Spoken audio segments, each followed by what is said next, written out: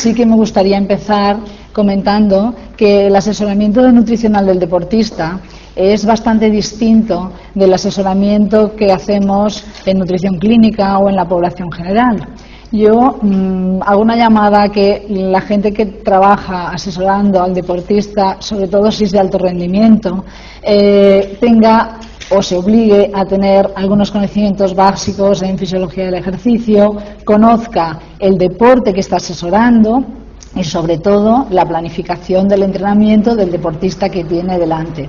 ¿Por qué motivo? Pues por un motivo muy sencillo. Yo siempre digo, ¿no? Una consulta de nutrición, lo que va genial es que la gente vuelva, porque resulta que tú lo haces muy bien y asesoras. En el deportista, yo a las dietistas que colaboran conmigo les digo, el que te necesita demasiado en un par de meses es que no ha aprendido nada, con lo cual no estamos trabajando bien. O sea, aquí tenemos una objetivo un poco diferente, que es hacer al deportista autónomo y hacerle capaz de manejarse con pequeños retoques y pequeños contactos, pero un individuo de alto rendimiento tiene que ser capaz de manejar su dieta. Entonces, una cosa importante es iniciar nuestra relación con estos deportistas siempre relacionando nuestras propuestas con la mejora de su rendimiento, porque es el objetivo principal. Y realmente, o sea, tendríais que ver un poquito cómo vive la gente en el centro en que trabajamos. Están entrenando entre 5 y 7 horas al día, combinándolo con los estudios y evidentemente, o sea, cualquier propuesta que le hagas del tipo que sea, de cambio de entrenamiento o de propuesta nutricional, si él no objetiva que su rendimiento cambia, mejora y que va mejor, evidentemente se pierde. Esa adherencia hay que alimentarla día a día. Entonces, principalmente ya vemos cómo dentro de la pirámide del rendimiento la nutrición evidentemente va a tener un papel fundamental en todo lo que son características morfofuncionales. Y a mí me gusta mucho comentar una cosa, que es que la nutrición del deportista está viva. Tú puedes hacerle una dieta a una señora que tiene un tipo de vida y unos horarios y una actividad y es para más o menos siempre, mientras no se nos cambie el peso o varíe alguna situación de base muy importante. En el deportista no ha de comer lo mismo todo el año. O sea, los ciclos de entrenamiento se van sucediendo con contenidos distintos. Incluso, según el deporte, a nivel, no tiene nada que ver la dieta que le vamos a proponer a un nadador en fase de volumen que está nadando 100 kilómetros a la semana y que si no somos capaces de ajustar repartiendo esta dieta en mayor número de ingestas y adecuadamente en estos timings de recuperación, nos va a perder peso de lunes a viernes. Simplemente hay que dejarle con la misma dieta y vamos a ver cómo no lo mantiene. Eso no tiene nada que ver a cuando este nadador se acerca a la puesta a punto, en que estos metrajes de nado van a bajar a lo mejor a 35 kilómetros a la semana. Entonces, si no somos capaces de volverle a hacer el ajuste, irá pesadísimo, porque posiblemente va a ganar en el periodo de competición un par de kilos que le van a ser un lastre. Entonces, es muy importante no perder de vista esta relación de dieta y rendimiento. A nivel de todo lo que es rendimiento intelectual, evidentemente hay deportes en que hay situaciones de concentración, de toma de decisiones, de capacidad de tiempos de reacción, de mejora de rendimiento intelectual.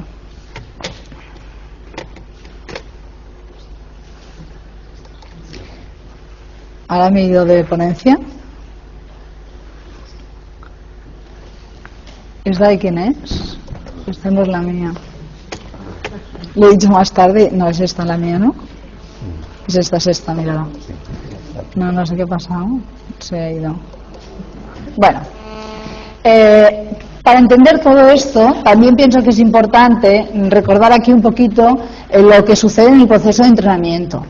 Nosotros, cuando realizamos un ejercicio físico, lo que estamos sometiendo a nuestro organismo es a una alteración de la homeostasis, del equilibrio interno. Estamos produciendo una situación de sobrecarga.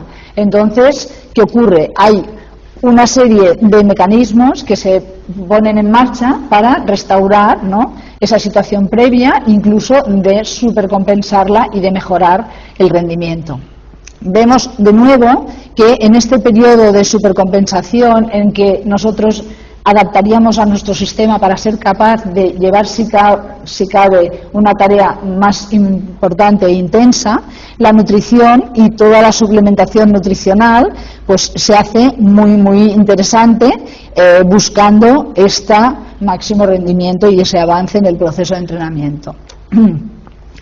Recordando las vías energéticas, también va a ser muy importante que nosotros asesoremos al deportista según los contenidos de esa planificación. Evidentemente, en una planificación de entrenamiento no se trabaja una sola vía metabólica. Las vías metabólicas, como veremos en 2 diapositivas siguientes, están absolutamente en todos los entrenamientos superponiéndose constantemente, pero sí es interesante que un deportista que a lo mejor es un saltador de longitud, por ejemplo, en periodo competitivo, que bajará a la pista, hará unas diagonales, hará un poco de carrera continua y se pondrá a hacer un trabajo muy específico, vea que tu propuesta nutricional es energéticamente mucho más discreta y posiblemente incluso en ese momento determinado de puesta a punto que te interesa que vaya muy ligero, verá que la proporción de carbohidratos la estás reduciendo. Entonces es muy importante también que nosotros seamos capaces de llegar a lo que es el proceso metabólico directo implicado en el ejercicio para poder hacer la propuesta nutricional. También pensemos que en un poco el léxico y el vocabulario de todo lo que es teoría de entrenamiento, que es lo que ellos entienden, porque de eso sí que cuando llegan a alto rendimiento casi todos los deportistas saben perfectamente qué vía están solicitando y qué requerimientos tiene lo que está escrito en la plantilla que les da el entrenador. También es interesante que seamos capaces de relacionar vías energéticas y seamos capaces de leer un programa de entrenamiento que pone entrenamiento interválico, 3 series de 1000 a 320, o sea, que sepamos interpretarlo. Entonces, yo creo que quizá el profesional de la nutrición, cuando llega a educar al deportista, tiene que hacer ese esfuerzo de que el deportista vea que entiendes de qué estás hablando y que el entrenador también. Entonces, importantísimo saber interpretar estas planificaciones, porque vamos a tener que ir ajustando en todo momento los sustratos energéticos y el aporte de energía. Como os decía, cualquier entrenamiento va solicitando las vías energéticas de forma, tú puedes hacer un entrenamiento interválico con cambios de ritmo, que es una serie de 1000 muy rápida y a lo mejor 400 metros de trote de recuperación. Entonces vamos viendo cómo se va alternando el sustrato energético implicado. Por lo tanto, hemos de leer la letra pequeña de las planificaciones. Y ahora ya, una vez expuesto esto que pienso que es fundamental para poder hablar el mismo lenguaje, pasemos un poco a revisar cuáles son aquellos contenidos en la educación nutricional del deportista que nos parecen más importantes en el objetivo de hacerles una persona autónoma y que se pueda manejar por sí mismo. En primer lugar, es importante que conozcan los grupos de alimentos y sus características nutricionales, lo que comentábamos, ¿no? Hay momentos del año en que posiblemente va a ser más importante la hidratación y a lo mejor las vitaminas y minerales que no incluso la base de carbohidratos, como podría ser en un periodo competitivo. Luego, es importante enseñarles las características de una alimentación equilibrada saludable. Nosotros, si bien tenemos para población general referencias, ¿no?, de raciones diarias recomendadas, siempre a mí me hace mucha gracia ver estos rangos, ¿no? Entonces, claro, para los deportistas lo que estamos haciendo es trabajando, adecuando un poco estos números de raciones a su exigencia individual. No podemos trabajar con estándares tan amplios porque ahí el tener un peso adecuado y estar lo más libre de grasa posible y lo cual redunda siempre en su eficiencia energética y en su economía, es un objetivo principal de la dieta. Luego también pienso que es muy interesante conocer la importancia de realizar una distribución en 5 o 6 ingestas adaptadas al horario de entrenamientos y de vida. Aquí ha habido un aspecto que ha comentado doña Rizara que a mí me parece fundamental, ¿no? Que una dieta a lo mejor energéticamente importante, o sea, realmente, metabólicamente, puede ser mucho más rentable, sobre todo en la línea esta de no acumular un compartimento graso que nos vaya a suponer un lastre en el momento del ejercicio y de la biomecánica del deporte. Y simplemente va a consistir en que si nosotros estamos distribuyendo adecuadamente esos carbohidratos que a lo mejor necesitamos en mayor número de comidas, pues eso será muchísimo más fácil. Una cosa que nosotros tenemos mucho interés en el centro es que los deportistas, en estas etapas en que tienen las necesidades energéticas tan elevadas, por ejemplo, en el caso del nadador es importante, en el caso de a lo mejor pues un deportista que va a preparar un Ironman, que hace a lo mejor salidas hasta de 6 horas de bicicleta, etcétera, allí hay que ajustar mucho la ración calórica. Entonces intentamos trabajar mucho en estos tentempiés de media mañana y media tarde para un poco psicológicamente no desatarles de la sensación de confort de después de una comida. El individuo que entrena mucho y come mucho y se levanta de la mesa, como la última diapositiva que ha presentado doña Rizábaga, es absurdo, porque en el momento en que él tenga que reducir su dieta, ahí él no va a ser capaz, probablemente llegará con sobrepeso. En cambio, si todas las necesidades extras las colocamos en colaciones o tentempiés entre horas y en la recuperación, conseguimos poner esas 1.500 calorías o 2.000 que necesita de más y que luego él sea capaz. Habrá merienda siempre. La merienda puede ser un batido de carbohidratos y proteínas más el bocadillo más una fruta, o puede ser un yogur y una fruta, pero siempre habrá merienda. Entonces, en esto pensamos que es un aspecto muy importante. Luego, también analizar con los deportistas cada ciclo de entrenamiento y razonar por qué esto está afectando tanto el contenido y la composición de la dieta como la cantidad. A nivel de contenidos ya más avanzados, sí que estamos trabajando bastante en que ellos conozcan las diferencias que una técnica culinaria u otra comporta sobre el valor energético y la biodisponibilidad de los nutrientes que hay en la dieta. Entonces, es un aspecto que, claro, nosotros trabajamos en un centro que los deportistas viven allí, entonces aprovechamos la gente que tiene más interés y que está participando en deportes en que el peso corporal pues es más importante, o que tienen un gasto energético muy importante y la recuperación es difícil. Ahí pues hacemos bastante trabajo en este aspecto. También se les intenta facilitar la lectura del etiquetado, reconocer productos enriquecidos, ciertos aditivos, etcétera.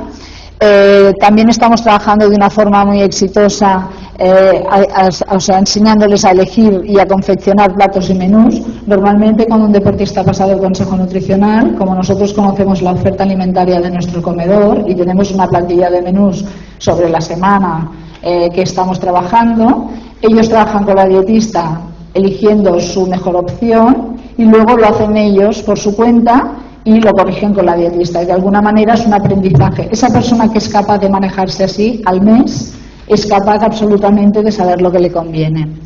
Luego también intentamos introducirles a algunas nuevas tecnologías aplicadas a la industria alimentaria. Por ejemplo, yo estoy trabajando ahora con Edurne Pasaban, hemos preparado pues todo el ataque a la cima con liofilizados, trabajé con la navegación transoceánica con la World Race el año pasado, les introdujimos a los deshidratados, o sea que cuando introduzcas incluso alguna tecnología de alimentos, ellos sepan pues qué proporción de agua han de compensar, ¿no?, la reconstitución del producto, etcétera, etcétera. Y en este aspecto también pensamos que es interesante, porque en el deporte hay mucho viaje, muchas veces son países que no tienen una oferta alimentaria tan cercana a la que ellos están habituados, y entonces pues todos son recursos para que ellos se puedan manejar sin merma de su rendimiento. Por último, también pensamos que es importante que tengan ciertos conocimientos del metabolismo energético implicado en su deporte. Nosotros hacemos periódicamente muchos test de campo para valorar el rendimiento y asesorar cargas de entrenamiento, entonces estos son óptimos para relacionarlos con aspectos nutricionales y que ellos de esa manera pues vayan entendiendo y realmente pues ampliando su información. Factores que influyen en la educación nutricional de los deportistas. En principio, los hábitos alimentarios estos que arrastramos de casa son los hábitos alimentarios que nos tienen ya marcados desde pequeños. Entonces, A veces son buenos, a veces son malos y bueno, se trata de un poco ir demostrando y cambiando los que no sean recomendables. Los conocimientos e información sobre nutrición, es importante realizar algunos coloquios, charlas, etcétera, que ellos puedan pues poner sus problemas, incluso razonar cuando se ha hecho algún cambio en la dieta, qué sensaciones se han producido y cómo se perciben los cambios. Pensemos que la opinión y la prescripción de los profesionales que asesoran al deportista tiene mucho peso. De nutrición habla todo el mundo sabe más o menos y todo el mundo tiene su opinión. Entonces, eso es importante, que el equipo que les rodea pues tenga unas mismas directrices para no confundirles. Luego, otras veces afecta mucho el comportamiento del deportista líder del grupo. Es habitual o puede suceder, ahora pienso que con los años cada vez menos, pero que en un grupo el que tiene mejor rendimiento sea el que tenga unos hábitos de vida más desastrosos, y esto sucede. Entonces, de alguna manera, también es importante que el entrenador y todo el grupo, el staff técnico que asesora al deportista lo tenga en cuenta, y muchas veces es importante incidir sobre los hábitos de ese líder que son incorrectos. Publicaciones, propaganda comercial, todo esto nos va a afectar en el rendimiento en la educación nutricional del deportista de una forma muy importante. Pero quizá nuestra herramienta más útil va a ser el consejo nutricional. ¿En qué consiste este consejo nutricional? En primer lugar, veamos qué objetivos tiene y veamos qué medios disponemos para esta pedagogía del deportista. Los objetivos del consejo nutricional van a ser pues valorar la dieta del deportista, adaptarla a las necesidades energéticas haciendo un cálculo de requerimientos muy adecuado al mesociclo de entrenamiento, ayudarle a repartir adecuadamente la ingesta, proponer una pauta si ha de perder o ganar peso, o si está en unas condiciones especiales o va a competir en un clima extremo, establecer una suplementación nutricional si procede, y evidentemente el consejo nutricional es básico para educarle. Normalmente consiste en una entrevista, hacemos una historia clínica y también una historia sobre la planificación de entrenamiento. Ellos hacen una encuesta dietética que normalmente es de una semana para recoger así información de días del fin de semana y de su vida más regular y ordenada. Y también un cuestionario de frecuencia de consumo. Estos cuestionarios, que a mí me parecían un poco absurdos cuando estudiaba, ahora nos están resultando un termómetro muy importante de los cambios y de la evolución del aprendizaje de los deportistas. Porque muchas veces tú lo pasas en la primera consulta y al cabo de 2 meses ves que habían grupos que estaban vacíos y ahora pues están absolutamente equilibrados respecto a otros. Y es una buena manera también de contribuir a esta educación nutricional cuando el deportista ve los resultados y ve los cambios que ha sido capaz de hacer. Se hace el cálculo de los requerimientos energéticos, un análisis nutricional y entonces se hace una propuesta. Es muy importante para educar al deportista establecer algún sistema de control. O sea, no se trata de, voy al dietista, me da una orientación, sí se ha mirado lo que entreno, me ha dicho pues máximo volumen esto, en competición que baje, pero ya está. Entonces, pensemos que si queremos seducir a que el deportista dé el interés que se merece a su nutrición, es importante o bien hacer algunos análisis nutricionales periódicos para que él vaya viendo que los resultados y que la cobertura de nutrientes es cada vez mejor, que el equilibrio de los principios básicos es cada vez mejor, etcétera. O bien también es muy interesante recurrir a un estudio de la composición corporal. Nosotros trabajamos fundamentalmente con técnicas antropométricas porque nos permiten determinar o estimar la composición en 4 compartimentos, en el graso, muscular, óseo y residual, lo cual en deporte es mucho más valioso que tener solamente un porcentaje de grasa y una masa corporal magra. Y luego hay algunos otros sistemas de control como los análisis de sangre, en el caso de que sea un deportista que la consulta nutricional ha venido porque bajaba de peso y además está anémico cada trimestre. Entonces, de alguna manera pueden ser exploraciones que pueden ser interesantes, a veces incluso pruebas de valoración funcional en que comprobamos que el rendimiento ha mejorado después de algunos cambios que se han propuesto. Y luego, en algunos casos concretos, pues tenemos pues gimnastas con contenido mineral óseo muy bajo, que después de pues haber reorientado las dietas pues pueden mejorar. Luego, la medición del agua corporal por bioimpedancia, otras exploraciones complementarias que nos puedan ayudar pues a hacer un poco el control de la dieta. A propósito de un caso que había elegido un modelo y además un modelo justamente sin problema, muy simple, para que se viera un poco el procedimiento de cómo conseguimos hacer pedagogía de la alimentación en nuestros deportistas. Se trata de un waterpolista, un jugador de arco, que juega de atacante.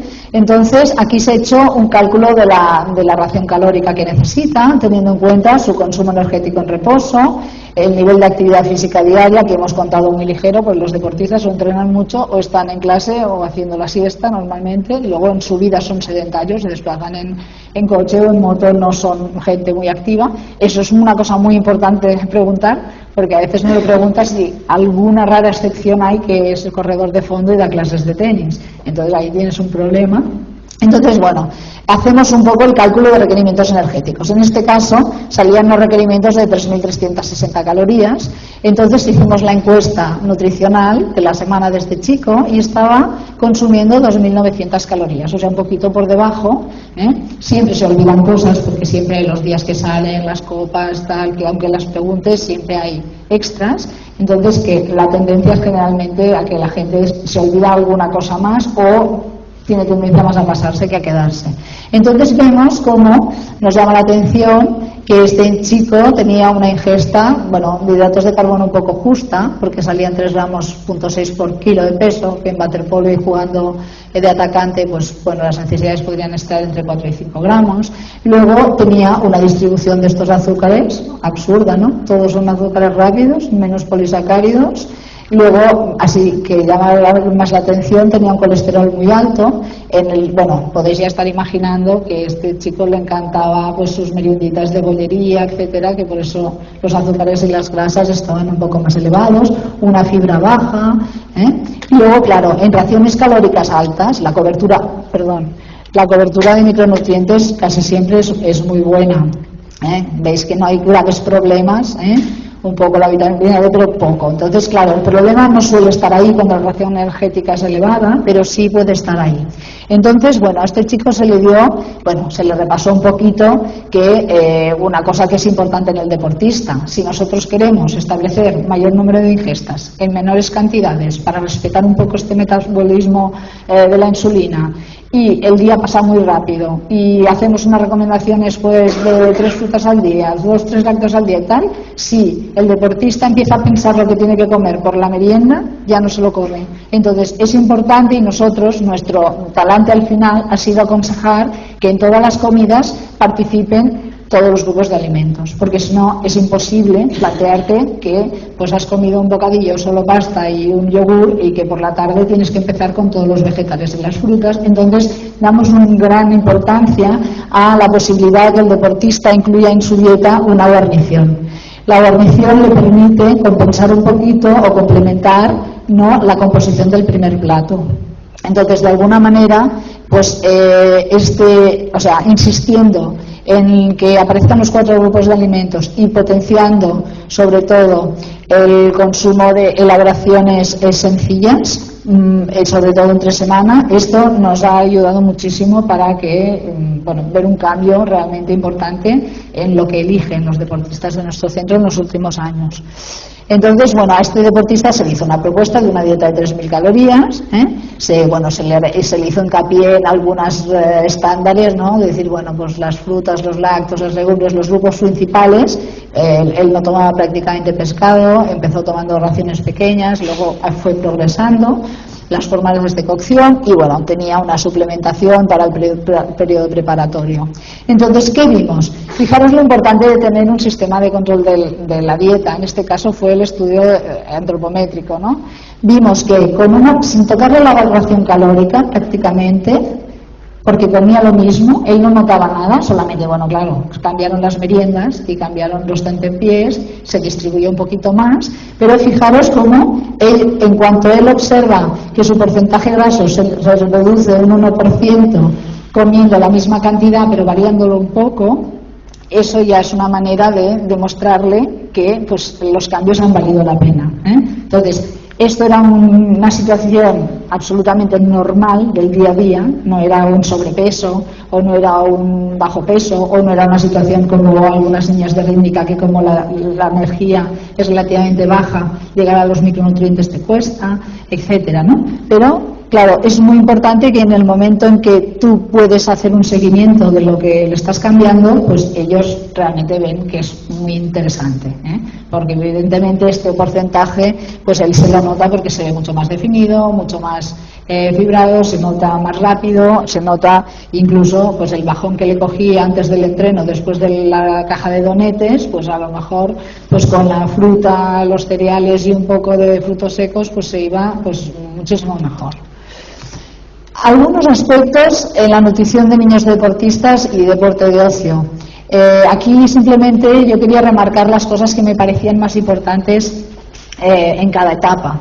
En el caso de los niños, pienso que es muy interesante que conozcan los grupos de alimento y las frecuencias de raciones diarias recomendadas, porque la mayoría de ellos no lo conocen, la mayoría de ellos sí ya tomo, pero igual toman media pera al día, o sí ya tomo, pero se dejan la mitad, pues a lo mejor del derivado lácteo que tomen, y no todos los niños tienen pues estas ideas claras.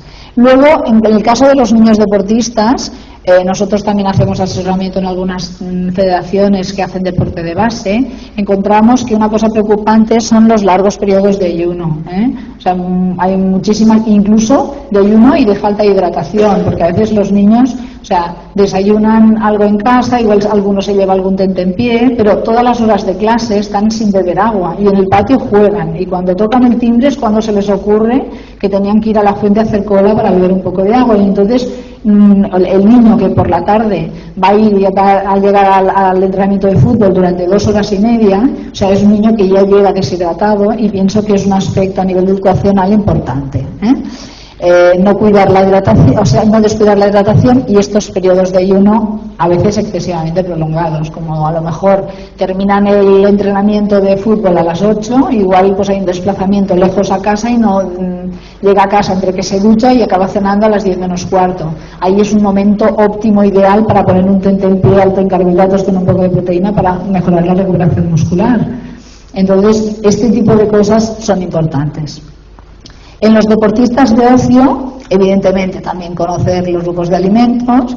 Aquí sí que es muy importante adecuar la repartición de ingestas. Hay mucha gente, nosotros en el centro también vemos gente, deportistas de ocio de nivel así medio, triatletas, maratonianos, y que son gente que compagina su actividad profesional con su entrenamiento, y son estos típicos, bueno, que hace mucha gracia porque igual pues tienen en el cajón del despacho las zapatillas, ¿no?, y el pantalón corto, y tienen 10 minutos o una horita, se escapan, corren, vuelven la reunión. Entonces muchas veces consiguen cumplir con el entrenamiento, pero no con la hidratación y la recuperación, y eso es importante que haya un plan, porque si no hay un plan no se sigue.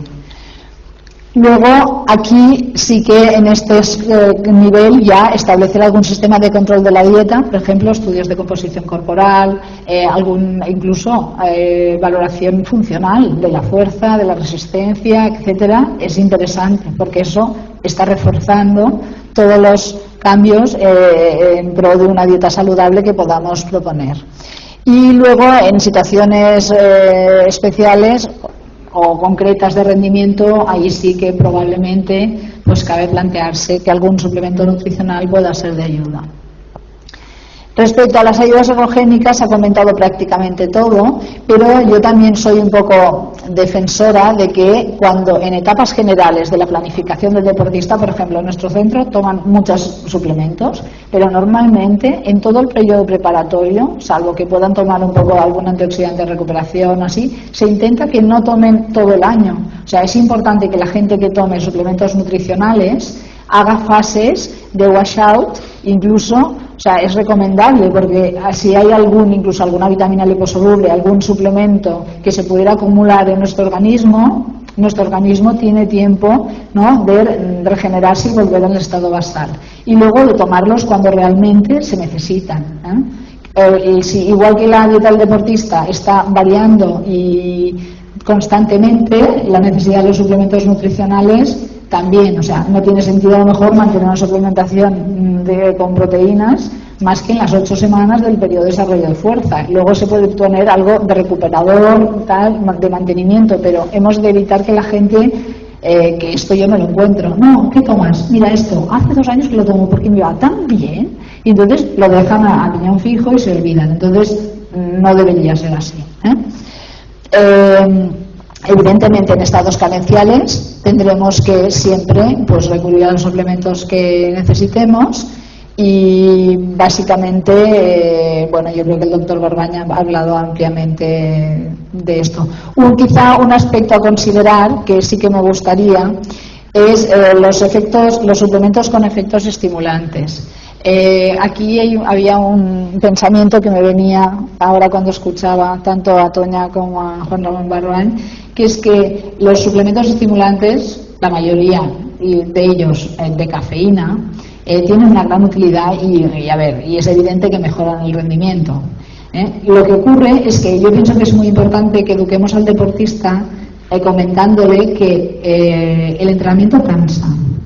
Y es bueno estar cansado y hay que percibir fatiga. La fatiga un poco nos está orientando sobre nuestra respuesta, nuestra adaptación, nuestro techo fisiológico. Entonces, un deportista tiene que entrenar y estar cansado. Y si lo hace bien y se recupera bien, cada mañana estará dispuesto a asumir su nueva carga de trabajo. El tomar un suplemento con un ginseng muy elevado, cafeína, taurina, en periodos de entrenamiento general no tiene ningún sentido, porque ahí es muy buena la percepción de fatiga. Luego, por otro lado, es un estrés para nuestro sistema nervioso vegetativo absurdo, que muchas veces luego nos llevará pues, a un estado no de sobreentrenamiento, pero de sobrecarga. Entonces, estos suplementos están para cuando hay que utilizarlos, que se dan en el momento de competir. Y ahí sí funcionan y sí tienen su sitio. Aspectos clave, en conclusión y resumen, para educar al deportista.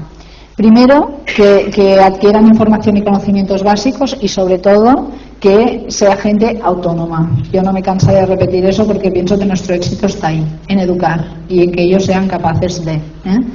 Luego, también, importantísimo, poner en evidencia el que la propuesta nutricional está mejorando el rendimiento. En el momento en que no seamos capaces de llegar ahí, esa propuesta nutricional, si les exige un esfuerzo y unos cambios, la olvidarán y no serán capaces de continuar adelante con ella. Luego, instaurar sistemas de control de la dieta oportunos. Yo tengo deportistas de alto nivel que veo a lo mejor 4 veces al año, pero nos vemos 4 veces al año y ellos saben cómo hacerlo, pero preparamos las competiciones, volvemos a repasar. Una cosa muy importante es la letra pequeña de los suplementos, decir, bueno, sí, tengo un Ironman, vale, yo sé que tengo que tener un aporte de carbohidratos, de absorción rápida, pero bueno, ¿ahí qué tengo? Yo tengo glucosa, tengo fructosa, tengo sacarosa. ¿Cómo afectan o cuál elijo? Y en cada momento cuál, porque bueno, esto... Luego hay una historia, que es la que un poco controlan las casas comerciales, pues que hace 15 años salieron las maltodextrinas y prácticamente todo el mundo tomaba maltodextrinas como suplementos de carbohidratos en cuanto a las competiciones pasaban de 1 hora y media. Y en cambio, pues tú coges a alguien que está haciendo un Ironman y en un momento determinado, cuando le entra la glucosa, es como si se tomara un café y necesita un carbohidrato un poco más rápido. Entonces, este tipo de cosas son las que nunca acaba de aprender y siempre va... Y aparte que es un campo en constante innovación y es importante que quede vinculado al profesional que le oriente. Luego, disponer de una información correcta, exactamente esto va ligado un poco a lo que acaba de decir, sobre ciertos suplementos. También es cierto que hay suplementos que salen como una panacea y que pues a veces no es todo lo que reluce, ¿no? Incluso otros que pueden tener problemas y tener efectos secundarios, que parece, o sea, que el comercial pues puede decirte pues que va genial. Nosotros, a ver, me ha hecho mucha gracia porque cuando he visto el Tribulus terrestris, pues salió y entonces en principio todo el mundo decía que no hacía nada, pero bueno, nosotros hemos tenido 2 casos de galactorrea de 2 gimnastas que tomaban tribulus. Entonces, bueno, de alguna manera, en el aspecto de los suplementos, también pienso que quizás es en lo que ellos se van a manejar de forma menos autónoma, pero que los básicos orientados a la recuperación deben conocerlo. Y para terminar, algunos errores alimentarios que pienso que el deportista no debería cometer de ningún nivel, a poca información que tenga, y que incluso podrían venir un poco pues controlados o propuestos por el propio entrenador.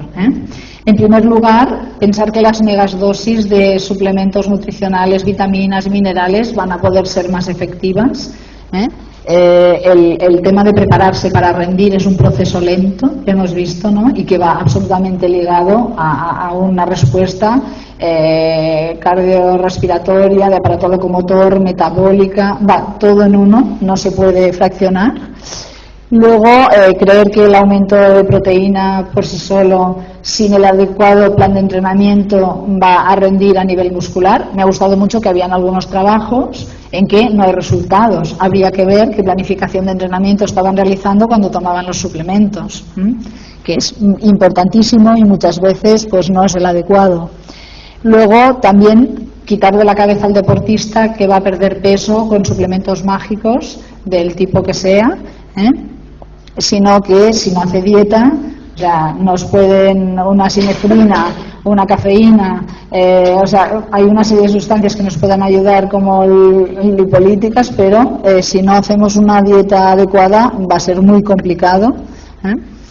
Aún existen algunos, muy pocos, pero aún hay deportistas que no beben en los entrenamientos y en las competiciones. En el tema de hidratación pienso que es importantísimo tener un plan. Los planes en competición están para saltárselos y amoldarlos, pero si se tienen, más que probablemente se lleven a cabo o se lleve a cabo parte del plan. Si no hay plan, pienso que es un tremendo error y unos peldaños para el fracaso. Luego, otro aspecto importantísimo es pensar que el sustrato energético utilizado en la competición va a depender de la última comida. Hay deportistas, sobre todo esto pasa a nivel deporte de equipo de bajo nivel, mediano, escolar, tal, que ya desayunaré bien mañana, y no. O sea, el rendimiento, sobre todo si a lo mejor son torneos con partidos días seguidos o son las 24 horas etcétera, no va a depender de esa última comida, sino que pues va a depender probablemente de los 3 o 4 días previos. No respetar el reposo postprandial adecuado. También pensamos que es interesante que el niño que a lo mejor pues va al club a hacer un deporte de equipo y no tiene tiempo para merendar, pues la merienda tiene que ser más pequeña, más discreta, más digestible, más rápida, y hay que replantearse la merienda y a lo mejor distribuirlo de otra manera. Y luego una máxima que en nuestro centro es lo que se recalca más, es que un deportista no debe suprimir o introducir ningún alimento ni suplemento nuevo el día de la competición, aunque parezca lo más banal del mundo. Nosotros tenemos mucho problema con los deportes que compiten en competiciones de larga distancia organizadas, porque normalmente el sponsor de la organización es el que determina qué bebida se toma, etcétera. Entonces siempre intentamos que las hayan probado antes y que no se encuentren con que van a encontrarse con algún producto que nos pueda ocasionar algún problema gastrointestinal. Bueno, y con esto termino. Realmente es un camino largo y complejo de día a día, de seguir y de, sobre todo, conseguir esta química, este vínculo y quizá aquí lo más importante que he comentado hoy, ¿no? Si la mayoría de profesionales que están aquí se dedican al mundo de la nutrición, yo pienso que hay que saber algo de entrenamiento para dedicarse a nutrición y deporte. Muchas gracias.